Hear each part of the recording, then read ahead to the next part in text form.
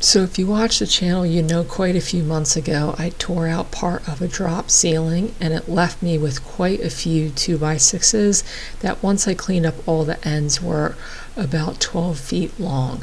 So I'd cut them up into 6-foot sections and stacked them in my shop, and I was saving them for a project that obviously wasn't going to be fine furniture because they were pretty dinged up, cupped, and some of them even had some bad twists in them.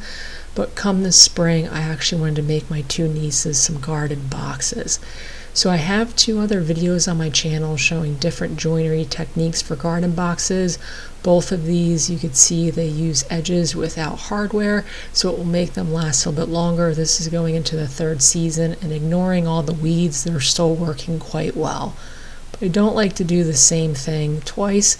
So I have a box joint jig in my shop that works really well. I made it myself. There's plans on this channel, and as you'll see, it turned into a really quick day-long project, and I ended up with 2 boxes. So to start this off, I kind of roughly gauged how much lumber I had, which would help me decide how big I can make these, and I ended up deciding to make 2 that were going to be 3 feet long by 2 feet wide. Now I cut all of my pieces into 3-foot sections, 2-foot sections. Each one's going to be stacked because I like the look of the deeper style beds.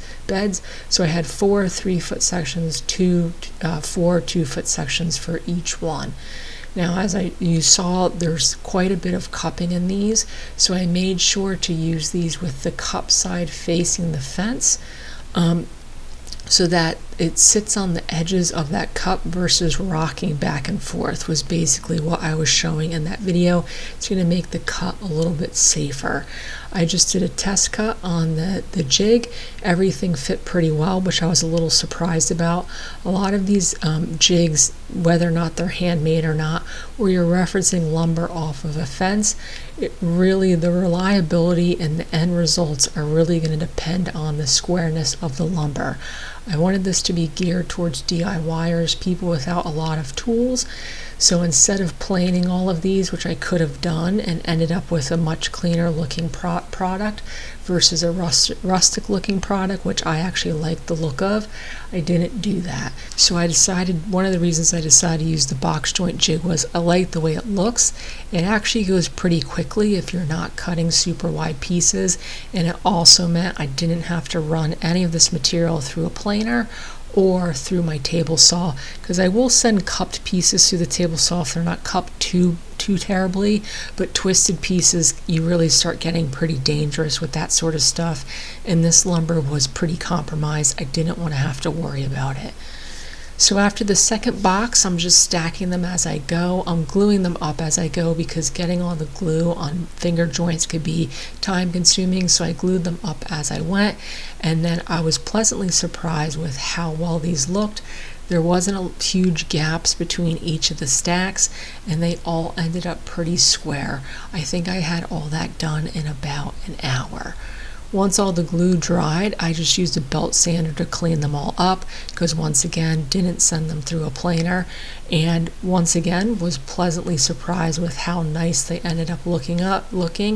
Now there's going to be some gaps in the finger joints, and because, like I said, that's the cupping, you can't really clamp that out. So where there's a cup, there might be little hairline gaps, but that's really nothing I'm particularly concerned about. So then for the top side, because these are going to younger kids, I know kids like to lean on stuff, so I wanted there to be a more substantial edge to these than the ones I had made previously. So with the leftover lumber, I decided to put a rim on these.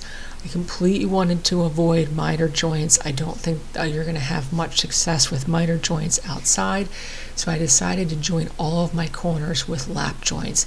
Once again, a nice solid joint. It's not going to take super amount of time to make in the shop, especially on a radial arm saw like I do. You could always make these with a router or a circular saw. And once again, I started by doing a test cut, make sure everything will work, because you're going to be limited to the quality of the material you're using with joints like this. So I knew my joints weren't going to be perfect because the cup in it is going to make this sit on my table at different dimensions. So the lap joint wouldn't be perfect, but I knew from sanding down the edges of the finger joint that this stuff cleans up pretty nicely, so that is why I decided to do this. So since these are overlapping and the glue I'm using is Titebond 3, so it's a food safe glue, so you don't have to worry about chemicals in your soil using that glue, but it's also rated for exterior use. And that is what I'm going to use to clamp everything together. Epoxy is also a really good glue for exterior work, but it gets kind of pricey. This is much less expensive. So I just put lap joints on both sides. This is a pretty quick video for my channel, but it just kind of showcases just how quickly I was able to produce these even using this sort of joinery.